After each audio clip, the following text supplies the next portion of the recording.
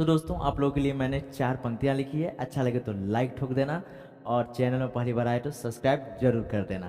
ये दिन संवर जाएंगे तुम पढ़ो तो अभी, वक्त बदलता है मेहनत करो तो सही, रास्ते में छोड़ो ना पढ़ाई का मन, रास्ते में छोड़ो ना पढ़ाई का मन, मैं पढ़ाऊंगा ऐसे पढ़ो तो सही।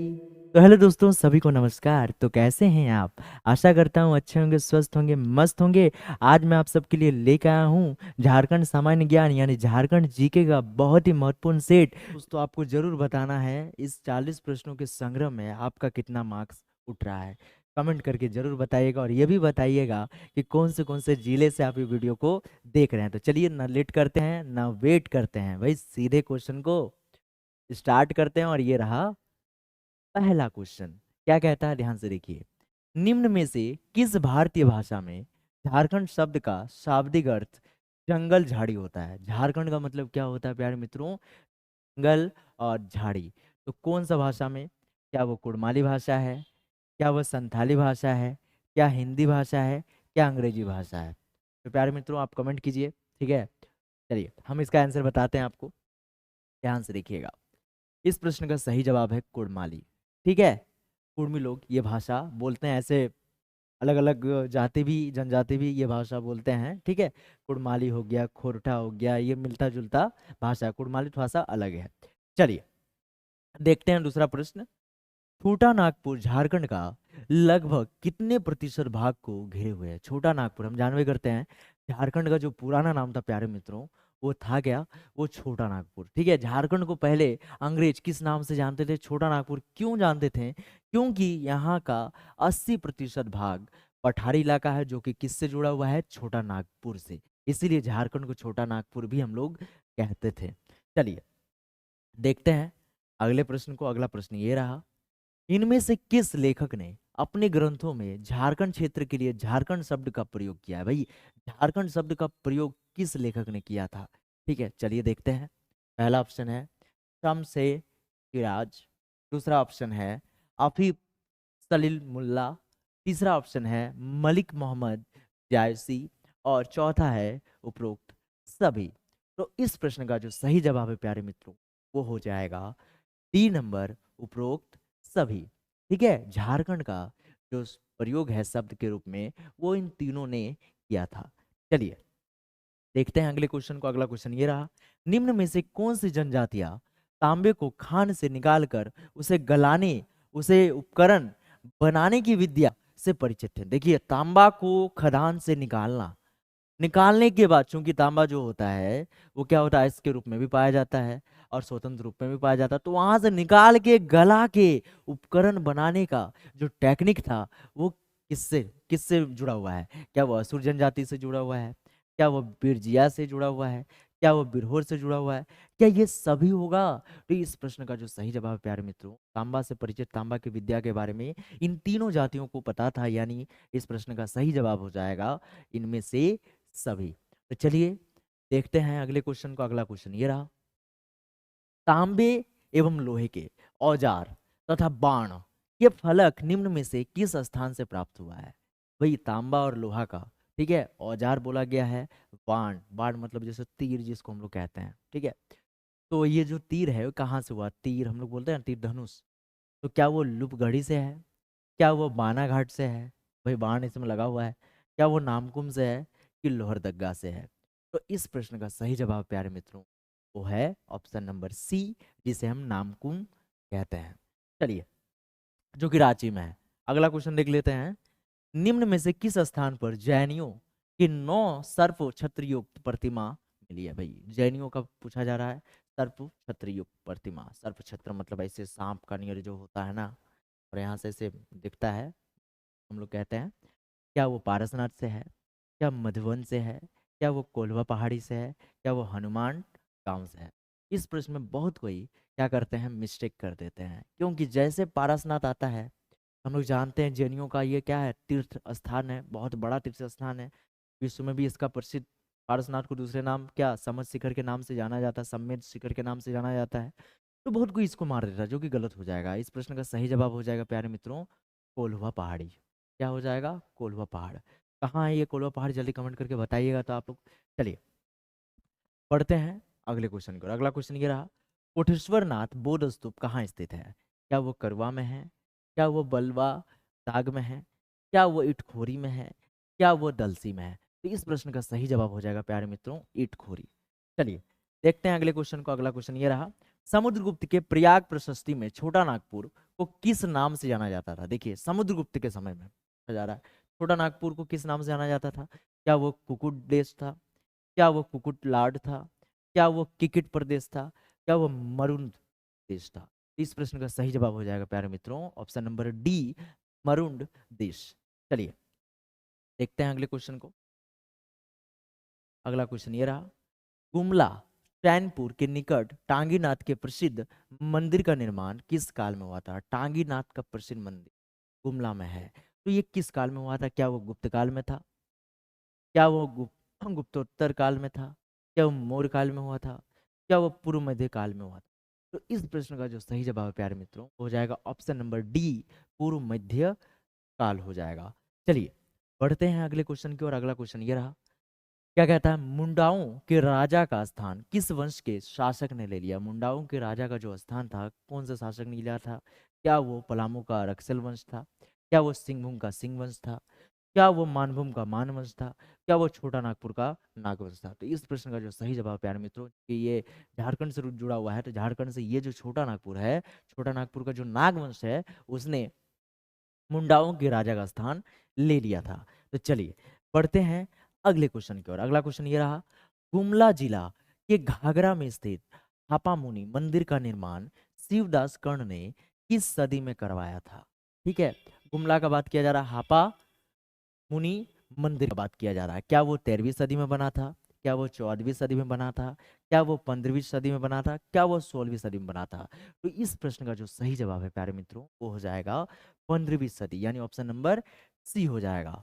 चलिए देखते हैं अगले क्वेश्चन को। टूजन शाह के संबंध में सही कथन पहचाने।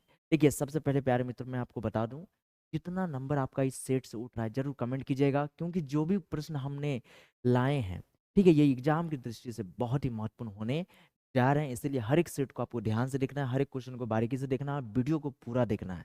और हाँ, वीडियो अगर अच्छा लग जाए तो वीडियो को जरूर लाइक कर दीजिएगा, और चैनल में पहली बार आए तो चैनल को जरूर सब्सक्राइब करके जाइएगा। चलिए देखते हैं, क्या वो दुर्जन शाह ने तोरसा को अपनी राजधानी बनाया था? दुर्जन शाह ने नवरत्नगढ़ नामक भवन का निर्माण करवाया? 3 नंबर, दुर्जन शाह हीरा का पारखी था?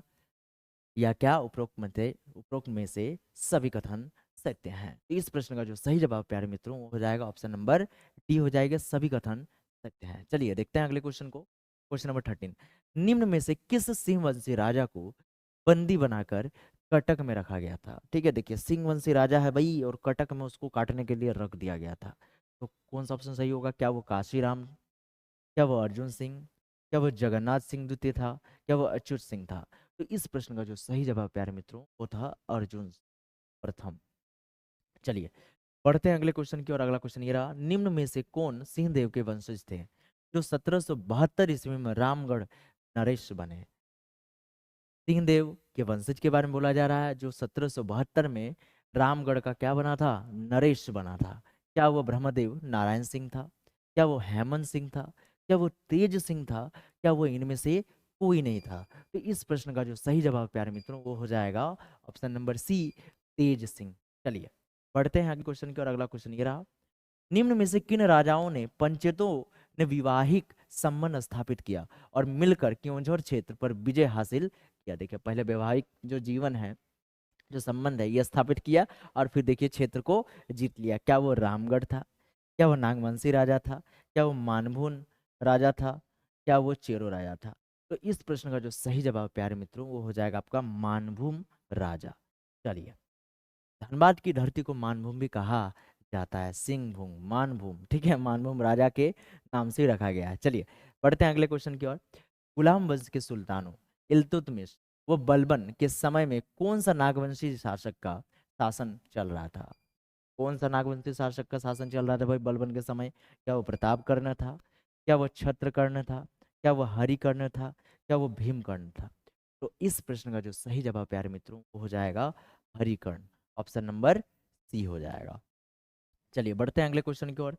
झारखंड में मुसलमानों का मार्ग प्रशस्त करने वाला निम्न में से कौन सा शासक था? प्रशस्त मतलब जो है मार्ग दिखाने वाला, कौन था? क्या वो खवास खां था? क्या वो गौड़ शासक शशांक था? क्या वो शेरशाह? क्या वो अकबर? तो इस प्रश्न का जो सही जवाब प्यारे मित्रों वो था ऑप्शन नंबर सी, शेरशाह। चलिए बढ़ते हैं अगले क्वेश्चन की ओर। 1585 ईस्वी में अकबर ने शाहबाज खां कम्बू के नेतृत्व में खुखरा विजय के लिए एक सेना को भेजा था। खुखरा मतलब ये झारखंड का बात हो रहा है। उस समय नागवंशी शासक कौन था जिसने अकबर की अधीनता स्वीकार कर ली? भाई अकबर के आगे तो झुकना ही पड़ेगा, इतना बड़ा सेना है, मुगल सम्राट, ठीक है, इसको राम युग के नाम से भी जाना जाता है। इसका शासन बहुत ही अच्छा था। तो क्या वो यदुनाथ शाह था? क्या वो मधुकरण शाह था? क्या वो जगन्नाथ शाह? क्या प्रताप राय? तो इस प्रश्न का जो सही जवाब प्यारे मित्रों वो था मधुकरण शाह। ठीक है, चलिए बढ़ते हैं अगले क्वेश्चन की ओर। अगला क्वेश्चन ये रहा। 1592 ईस्वी में राजा मान सिंह ने संथाल के किस स्थान को बंगाल की राजधानी बनाया? ठीक है, बंगाल का। क्या वो देवघर था? क्या वो राजमहल की रोहिणी की? इनमें से कोई नहीं। तो इस प्रश्न का जो सही जवाब प्यारे मित्रों वो हो जाएगा ऑप्शन नंबर बी, राजमहल। चलिए बढ़ते हैं अगले क्वेश्चन की और। अगला क्वेश्चन देखते हैं भाई, अब जल्दी जल्दी देखते हैं। मुगल बादशाह जहांगीर ने किस चेरो शासक को मनोरंजनार्थ एक बाघ से निहत्था लड़ने को कहा और इस असमान द्वंद्व युद्ध में वो मारा गया? सब बाघ से लड़ने के लिए बोला जाएगा तो क्या वो बचेगा? क्या नहीं ना बचेगा। तो इस प्रश्न का जो सही जवाब प्यारे मित्रों ऑप्शन नंबर ए हो जाएगा, सबल राय को, जो बेचारा सहने के चक्कर में कहाँ सिधार गया? ऊपर सिधार गया, स्वर्ग सिधार गया, नर्क सिधार गया, जो मान सकते हैं। चलिए पढ़ते हैं अगले क्वेश्चन को। शाहजहां के समकालीन पलामू के चेरो शासक निम्न में से कौन था? शाहजहां के समकालीन का बात किया जा रहा है, उस समय का बात किया जा रहा है। पलामू के चेरो, क्या वो मनी राय, सहबल राय, प्रताप राय, अनंत राय? तो इस प्रश्न का सही जवाब है प्रताप राय। चलिए पढ़ते हैं अगले क्वेश्चन की ओर। मुगल बादशाह औरंगजेब ने किन शासकों से निकट संपर्क स्थापित किया था? मुगल बादशाह औरंगजेब का बात किया जा रहा है। क्या वो नागवंश था? क्या वो चेरो वंश था? भाई इस प्रश्न का सही जवाब है ऑप्शन नंबर सी, ए और बी दोनों, चेरो और नागवंश दोनों हो जाएगा। चलिए 23 नंबर क्वेश्चन देखते हैं। पलामू विजय के बाद दाऊद खान ने किसे पलामू का फौजदार नियुक्त किया था? तो इस प्रश्न का जो सही जवाब प्यारे मित्रों वो था मनकली खां। ठीक है, मन जब करता था तभी इसको बना देता था, मनकली खां। चलिए अगला क्वेश्चन देख लो। बंगाल की राजधानी राजमहल से ढाका ले जाने में, देखिए अब राजमहल जो कि झारखंड में पड़ता है, राजमहल से ढाका ले जाने के कारण बंगाल के शोभा सिंह और उड़ीसा के रहीम खां ने राजमहल पर अधिकार कर लिया। ये देखते हुए औरंगजेब ने 1697 ईस्वी में किसके नेतृत्व में अभियान के लिए भेजा था, सेना भेजा था? वो क्या था? क्या इतिगाद खां, क्या दाऊद खां, कि जबरदस्त खां, कि खाइस्ता खान? भाई देखिए अब दो जन आएगा तो लोग तो लड़ने के लिए जबरदस्त को जाना पड़ेगा कि नहीं, तो इसीलिए जबरदस्त खां क्या हो जाएगा? ऑप्शन नंबर सी हो जाएगा। चलिए बढ़ते हैं अगले क्वेश्चन की ओर। पलामू के चेरो शासक साहिब राय निम्न में से किस उत्तर मुगल कालीन शासक का समकालीन था?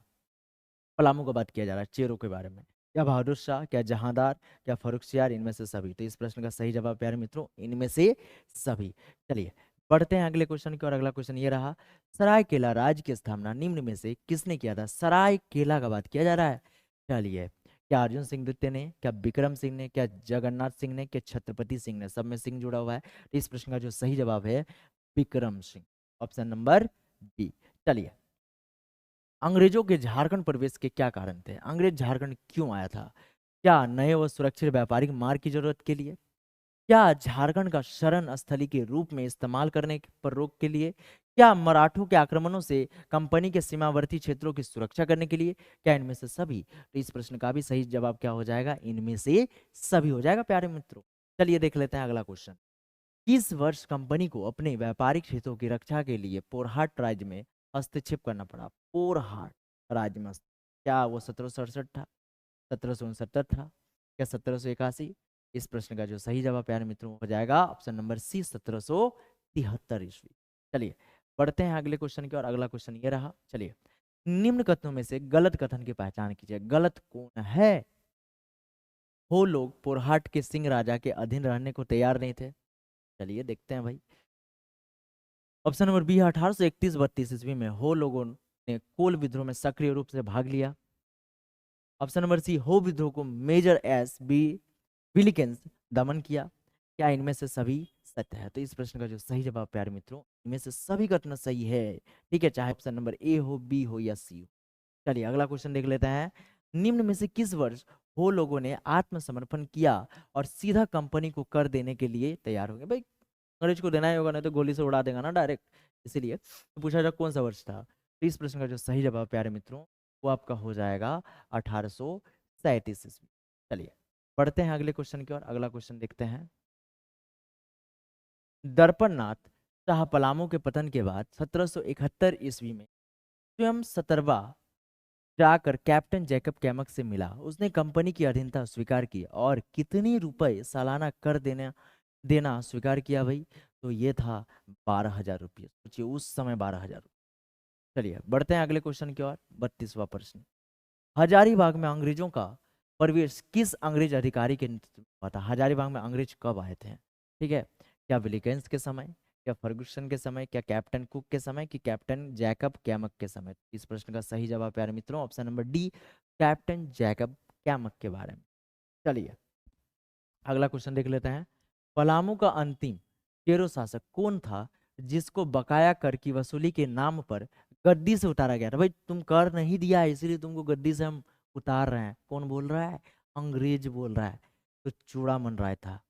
ठीक है, बेचारा को चूड़ा खिला के हटा दिया। चलिए देखते हैं अगले क्वेश्चन को प्यारे मित्रों। अगला क्वेश्चन ये रहा।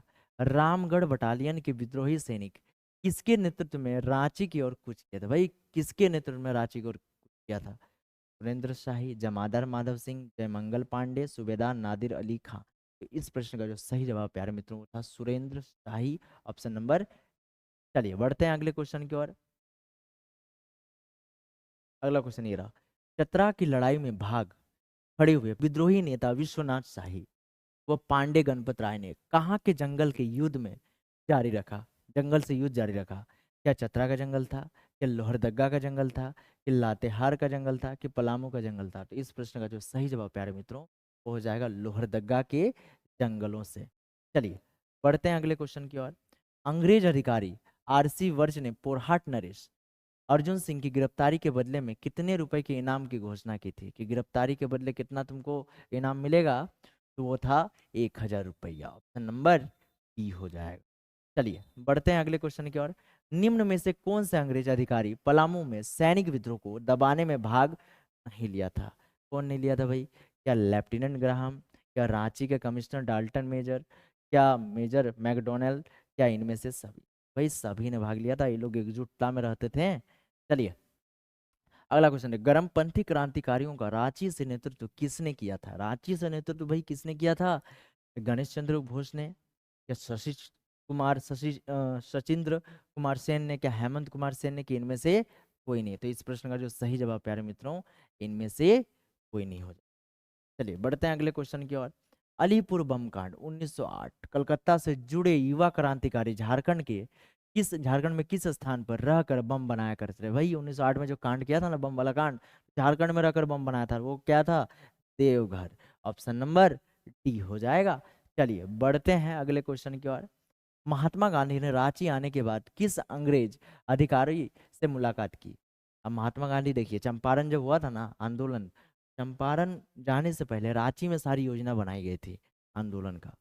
तो किससे मिला था? क्या वो कर्नल फास्टर था, क्या वो लेफ्टिनेंट ग्राहम था, क्या मेजर मैकडोनाल्ड था? तो इनमें से कोई नहीं, यानी ऑप्शन नंबर डी हो जाएगा प्यारे मित्रों। इनमें से कोई नहीं। तो किससे मिला था भाई?